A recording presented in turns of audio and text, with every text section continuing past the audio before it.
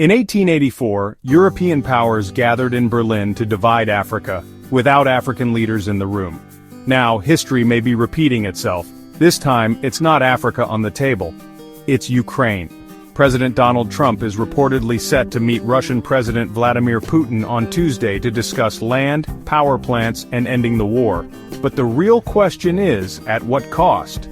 After seemingly failing a proxy against Russia through Ukraine, now it is a meeting happening between Putin and Trump for the fate of Ukraine. It could be the most controversial geopolitical deal of the decade. What's really being discussed? Three key things: territorial control, energy infrastructure, and the endgame of the war. Could Trump propose handing over Ukrainian territory to Russia in exchange for peace?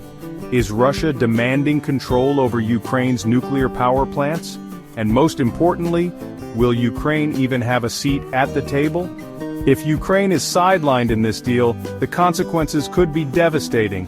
Imagine a world where powerful nations decide the fate of others without their consent. This wouldn't just affect Ukraine, it could send shockwaves across Europe and NATO. Will this be the moment the global order shifts? In fact, Putin invested much in this warland. Russia. Billions were frozen in Western countries. US and allies supported Ukraine, but US gave aid while the EU countries gave aid to Ukraine as loan, and Trump is furious. Trump wants money back.